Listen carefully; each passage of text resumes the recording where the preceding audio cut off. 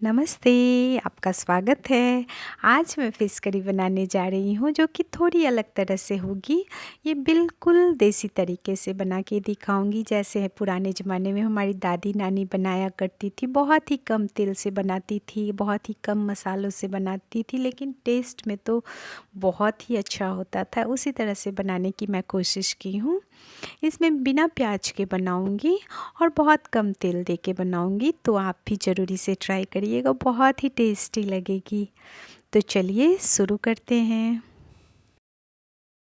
इस रेसिपी के लिए मैंने कतला फ़िश को लिया है। ये वज़न में 1.5 किलोग्राम है। इसे अच्छी तरह से पहले धो के रख लेते हैं। देखिए मैंने धो के रख लिया है। अब इसके लिए हमें एक मसाला तैयार करनी है। चलिए तो सबसे पहले मसाला तैयार कर लेते हैं। इसके लिए 3 लहसुन को मैंने छील के रखा है, ये डाल देंगे। फिर 3 चम्मच ये सरसों है, आधा किलो में 1 चम्मच के हिसाब से 1.5 किलो के लिए 3 चम्मच डाला। फिर अदरक के 1 इंच टुकड़े को भी काटेंगे, फिर 2 मिर्च को भी काट के डाल देंगे और 10-12 काले मिर्च को भी डाल देंगे। अब आधी चम्मच जीरा, उससे भी आधी सौंफ डालेंगे और इसका एक पेस्ट बना लेंगे। चलिए पेस्ट बना लेते हैं। देखिए पेस्ट बन गई, अब इसे निकाल लेते हैं।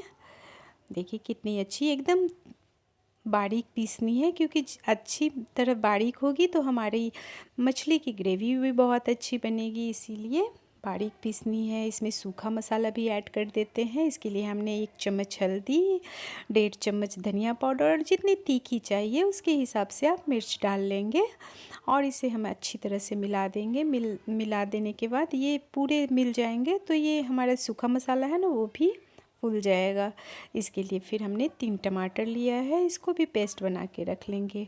चलिए अब मछली को फ्राई करनी है। इसके लिए सबसे पहले इसमें हल्दी डालेंगे, फिर नमक डालेंगे और ये जो हमने मसाला जो अभी बना के रखा है ना, इसी मसाला को इसमें डालेंगे और अच्छी तरह से मिलाएंगे। ये जो सरसों है ना, ये सारे मसाले में मिल जाएगी, फिर फ्राई होगी ना तो उससे बहुत अच्छा टेस्ट आता है। तो इसे आप ज़रूर बनाएं इसी तरह से।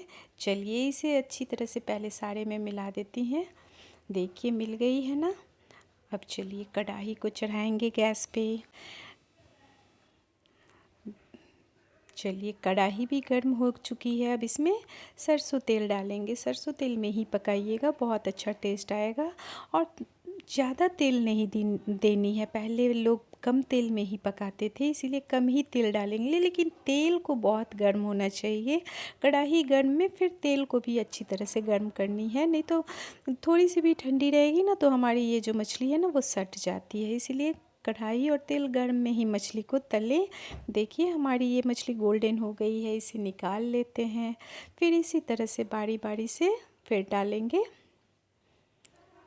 देखिए कितने कम तेल में कितनी अच्छी तरह पक गई। फिर ऐसे ही डालेंगे, इसे भी पलट पलट के गोल्डन होने तक पकाएंगे।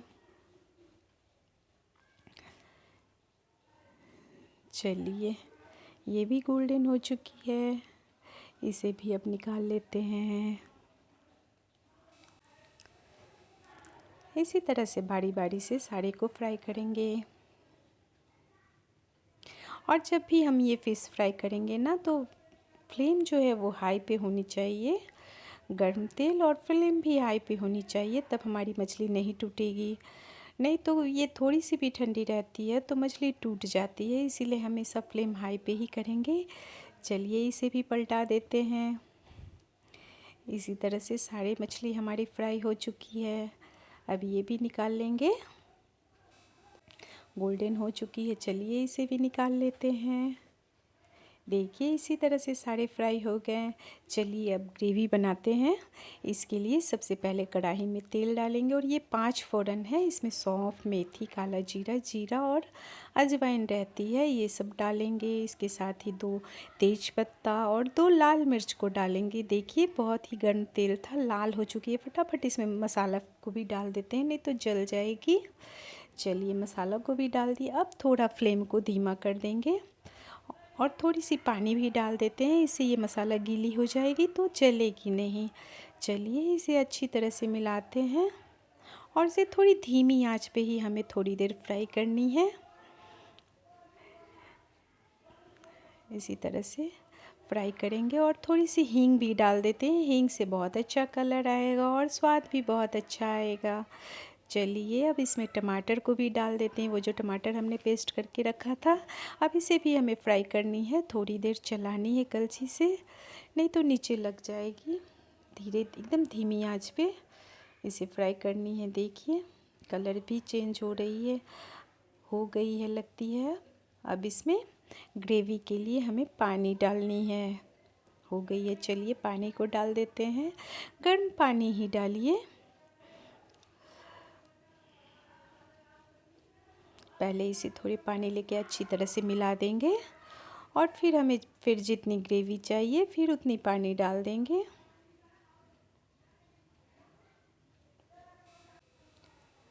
मिल गई है। अब देखिए जितनी पानी डालनी थी उतनी डाल दिए हैं। अब इसे थोड़ी देर हाई फ्लेम पे बॉईल होने देंगे और स्वाद अनुसार नमक डाल देंगे। हमने फ्राई करने में भी नमक डाली थी, इसीलिए थोड़ा कम ही इसमें नमक डालेंगे। देखिए पूरा बॉईल होने लगा ना, तो अब इसी टाइम में वो फिश सारे इसमें डाल देंगे।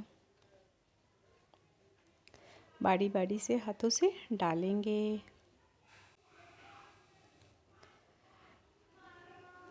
चलिए सारे दे दी। अब इसे हमें 2 से 5 मिनट तक फुल फ्लेम में इसे पकाना है।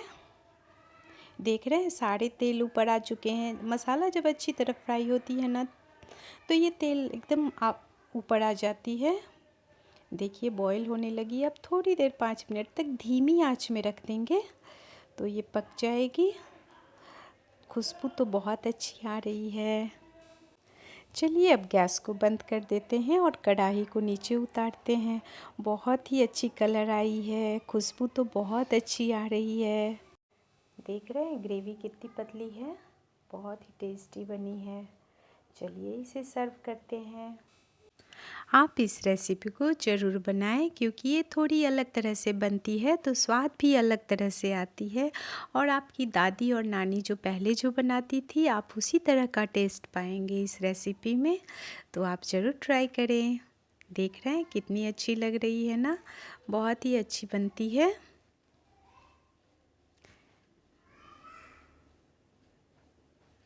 Thank you.